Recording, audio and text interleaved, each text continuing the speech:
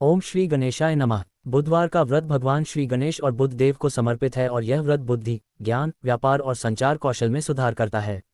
बुधवार का व्रत करने से बुध ग्रह की अशुभता दूर होती है और कार्य में सफलता, धन, सुख, समृद्धि तथा मानसिक शांति की प्राप्ति होती है। तो आइए आज हम सभी पूर्ण श्रद्धा और विश्वास के साथ बुधवार व्रत की कथा का श्रवण करते हैं। बहुत समय पहले की बात है कि एक साहूकार का नया नया विवाह हुआ था। उसकी पत्नी अपने मायके गई हुई थी। नया नया विवाह था, नई नई उमंग थी। साहूकार का परिवार भी कुछ खास बड़ा नहीं था। जो भी रिश्तेदार थे उनके घर बहुत दूर थे। अब साहूकार को अकेलापन खाए जा रहा था। उससे रहा नहीं गया और वह जा पहुंचा अपने ससुराल। ससुराल में उसकी खूब आवभगत हुई। अगले ही दिन साहूकार ने कह दिया कि विदाई की तैयारी कर लीजिए, हमें निकलना है। अब संयोगवश वह दिन था बुधवार का। सास ससुर ने अपने दामाद को समझाने का प्रयास किया कि बेटा आज बुधवार का दिन है, इस दिन बेटी की विदाई नहीं करने का रिवाज है। बेटी की विदाई तो क्या, किसी भी शुभ कार्य के लिए यात्रा पर जाना बुधवार के दिन शुभ नहीं माना जाता। लेकिन साहूकार नहीं माना और कहा मैं इन सब बातों को नहीं मानता, आप हमें जाने का आशीर्वाद दीजिए।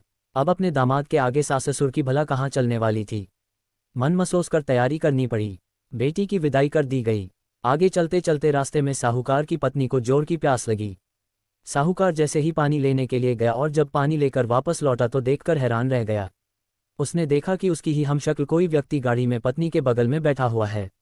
उसकी पत्नी भी एक शक्ल के दो व्यक्तियों को सामने देखकर परेशानी में पड़ गई कि उसका पति कौन सा है। जैसे ही साहूकार ने पत्नी के पास बैठे व्यक्ति से पूछा कि वह कौन है, तो पलटकर उसने जवाब दिया कि भैया मैं तो उस नगर का साहूकार हूं और अपनी पत्नी को लेकर जा रहा हूं। तुम बताओ तुम कौन हो और मेरी पत्नी पर तुम अपना अधिकार क्यों जमा रहे हो। ऐसे बहस करते करते दोनों में विवाद बढ़ गया। विवाद को देखते हुए राज्य के सिपाही वहां पहुंचे और साहूकार को पकड़ लिया। अब सिपाही भी चक्कर में पड़ गए कि दोनों की शक्ल सूरत तो एक समान है। उन्होंने साहूकार की पत्नी से ही पूछा कि बताओ इसमें से तुम्हारा पति कौन सा है। अब बेचारी भला वह क्या जवाब देती। तब साहूकार ने हाथ जोड़ लिए और भगवान से विनती की कि हे भगवान यह आपकी क्या माया है। तभी आकाशवाणी हुई कि मूर्ख याद कर, कुछ समय पहले तूने ही तो अपने सास ससुर की आज्ञा न मानकर भगवान बुद्ध का अपमान किया और बुधवार के दिन तू अपनी पत्नी को लेकर चल पड़ा, जबकि तुझे इस दिन नहीं जाना चाहिए था। ये स्वयं बुद्ध देव हैं जो तुम्हें सबक सिखाने के लिए तुम्हारे वेश में हैं। तब साहूकार ने सच्चे मन से क्षमा मांगी और भविष्य में कभी ऐसा ना करने का वचन भी दिया और बुधवार को नियमपूर्वक व्रत पालन करने का संकल्प लिया। तब जाकर साहूकार के रूप में प्रकट हुए बुद्ध देवता अंतर्ध्य हो गए और साहूकार अपनी पत्नी को लेकर घर जा सका। इस घटना के बाद साहूकार और उसकी पत्नी दोनों नियमित रूप से बुधवार का व्रत पालन करने लगे। मान्यता है कि जो भी व्यक्ति इस कथा को कहता या सुनता है, पढ़ता है, उसे बुधवार के दिन यात्रा करने पर भी कोई दोष नहीं लगता और समस्त सुखों की भी प्राप्ति होती है। बुध ग्रह की शांति और सर्व सुख के इच्छुक स्त्री पुरुष बुधवार के दिन इस व्रत को कर सकते हैं। ज्ञान, बुद्धि, कार्य, व्यापार आदि में उन्नति के लिए भी बुधवार का व्रत बहुत ही शुभ और फलदायी माना जाता है। आज के दिन बुद्ध देवता के साथ साथ भगवान गणेश जी की पूजा का भी विधान है। ये थी बुधवार व्रत कथा। अब सुनिए गणेश भगवान की कहानी, क्योंकि गणेश भगवान की कहानी के बिना हर व्रत कथा अधूरी होती है। एक बार की बात है, एक साहूकार और साहूकारनी रहा करते थे। वो पूजा पाठ धर्म पुण्य को बिल्कुल नहीं मानते थे और इसी कारण उनकी कोई संतान नहीं थी। एक दिन की बात है, साहूकारनी अपनी पड़ोसन के घर गई। उस दिन सकट चौथ था और वहां पड़ोसन सकट चौथ की पूजा करके कहानी सुना रही थी। साहूकारनी ने पड़ोसन से पूछा कि तुम ये क्या कर रही हो। पड़ोसन बोली आज चौथ का व्रत है इसलिए कहानी सुना रही हूँ। साहूकारनी बोली चौथ के व्रत करने से क्या होता है। तब पड़ोसन बोली इसे करने से अन्न धन सुहाग पुत्र सब कुछ मिल जाता है। तब साहूकारनी ने कहा कि अगर मेरा गर्भ ठहर जाए तो मैं 1.25 शेर तिलकुट करूंगी और चौथ का व्रत भी करूंगी। गणेश भगवान की कृपा से जल्दी ही साहूकारनी गर्भवती हो गई। तब वह बोली अगर मेरा पुत्र हो जाए तो मैं 2.5 शेर तिलकुट करूंगी। कुछ दिनों के बाद 9वां महीना बीतने पर उसका एक सुंदर पुत्र भी हो गया। लेकिन इस बार भी उसने सकट का व्रत नहीं किया। फिर वह बोली हे भगवान मेरे बेटे का विवाह हो जाएगा तो 5.25 शेर का तिलकुट करूंगी। कुछ वर्षों बाद उसके बेटे का विवाह तय हो गया और अब जब उसका बेटा विवाह करने चला गया तो उस बार भी साहूकारनी ने तिलकुट नहीं किया। इस कारण से चौथ माता और गणेश भगवान क्रोधित हो गए और उन्होंने फेरों से उसके बेटे को उठाकर पीपल के पेड़ पर बिठा दिया। इधर सभी वर को खोजने लगे पर वह नहीं मिला। हताश निराश होकर सारे लोग अपने अपने घर को लौट गए। इधर जिस लड़की से साहूकारनी के लड़के का विवाह होने वाला था वह अपनी सहेलियों के साथ गणगौर पूजने के लिए जंगल में धूप लेने गई हुई थी। तभी रास्ते में पीपल के पेड़ से आवाज आई, ओ मेरी अर्धव्याही। ये बात सुनकर जब लड़की घर आई तो उसके बाद धीरे धीरे उसका शरीर सूखकर कांटा होने लगा। वह दिन पर दिन कमजोर होने लगी।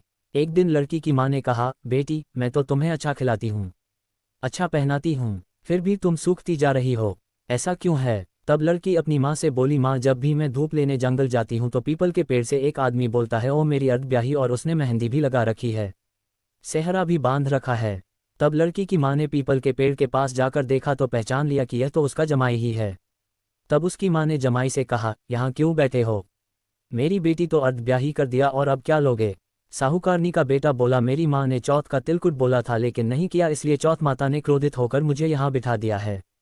अब तो ये सुनकर उस लड़की की माँ साहूकारनी के घर गई और उससे पूछा, क्यों तुमने सकट चौथ का कुछ बोला है क्या?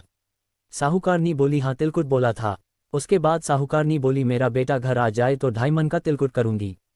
इससे अब की बार श्री गणेश भगवान प्रसन्न हो गए और उसके बेटे को फेरों में लाकर बिठा दिया। अब बेटे का विवाह धूमधाम से हो गया। जब साहूकारनी के बेटा और बहू घर आ गए तब साहूकारनी ने 2.5 मन तिलकुट किया और बोली, हे चौथ माता, हे गणेश भगवान, आपके आशीर्वाद से मेरे बेटा बहू घर आ गए हैं, जिससे अब मैं हमेशा तिलकुट करके व्रत करूंगी। इसके बाद सारे नगरवासियों ने भी तिलकुट के साथ सकट व्रत करना आरंभ कर दिया। हे चौथ माता, हे सकट देव, जिस तरह साहूकारनी को बेटे बहू से मिलवाया वैसे ही हम सबको मिलवाना। इस कथा को कहने सुनने वालों का भला करना। अब सुनिए श्री गणेश चालीसा पाठ और आरती।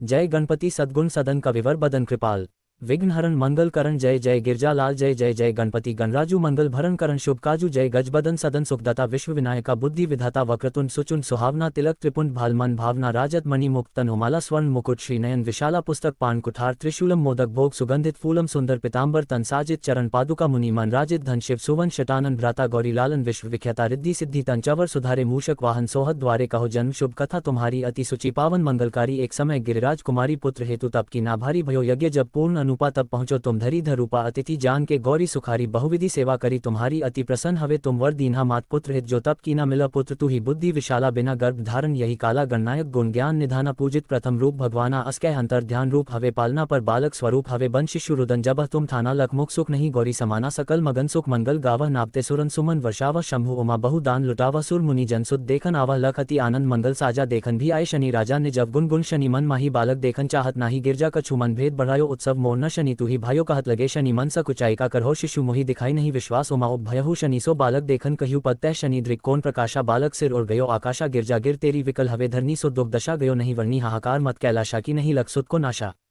तुरत गरुड़ चढ़ विष्णु सिधायो, काटी चक्र सो गज सिर लायो, बालक के धड़ू पर धार्यो, प्राण मंत्र पर शंकर दार्यो, नाम गणेश शंभु तब कीन है प्रथम, पूज्य बुद्धि निधि वर दीन बुद्धि परीक्षा, जब शिव की पृथ्वी कर प्रदीक्षिणा लीना, चले शदानन भरम भुलाई रचे, बैठ तुम बुद्धि उपाय, चरण मात पितु के धर लीन है, तिनके साथ प्रदक्षिणा की है, धनी गणेश कहे शिव हर्ष नबते, सूरत सुमन बहु बरसे से तुम्हारी महिमा, बुद्धि बढ़ाई शेष सहस मोक सके ना गाई, मैं मथीन मलिन दुखारी करहु कौन, विधि विनय तुम्हारी भजत, राम सुंदर प्रभु दासा, जग प्रयाग करा दुर्वासा, अब प्रभु दया दीना पर कीजिए अपनी शक्ति भक्ति कुछ दीजिए, श्री गणेश चालीसा सा पाठ करे कर ध्यान, नित नव मंगल ग्रह बसे लहे, जगत सना संबंध अपने सहस्त्रदश ऋषि, पंचमी दिनेश पूर्ण चालीसा भयो, मंगल मूर्ति गणेश, जय गणेश जय गणेश जय गणेश, देवा माता जौ की पार्वती पिता महादेवा, जय गणेश जय गणेश जय गणेश, देवा माता जौ की पार्वती पिता महादेवा, एक दंत दयावंत चार भुजाधारी, माथे सिंदूर सोहे मूस की सवारी, जय गणेश जय गणेश जय गणेश, देवा माता जौ की पार्वती पिता महादेवा, पान चढ़े फूल चढ़े और चढ़े मेवा लड्डूवन का भोग लगे, संत करे सेवा, जय गणेश जय गणेश जय गणेश गणेश, देवा माता जौ की पार्वती पिता महादेवा, अंधन को आंख देत, कोढ़िन को काया, बाझन को पुत्र देत, निर्धन को माया, जय गणेश जय गणेश जय गणेश, देवा माता जौ की पार्वती पिता महादेवा, सूर्य शाम शरण आए सफल की जय, सेवा माता जौ की पार्वती पिता महादेवा, जय गणेश जय गणेश जय गणेश, देवा माता जौ की पार्वती पिता महादेवा, दीन की लाज रखो शंभु सतकारी, कामना को पूर्ण करो जाऊं बलिहारी, जय गणेश जय गणेश जय गणेश, देवा माता जौ की पार्वती पिता महादेवा, जय गणेश जय गणेश जय गणेश, देवा माता जौ की पार्वती पिता महादेवा।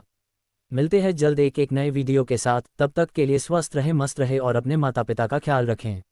राधे राधे।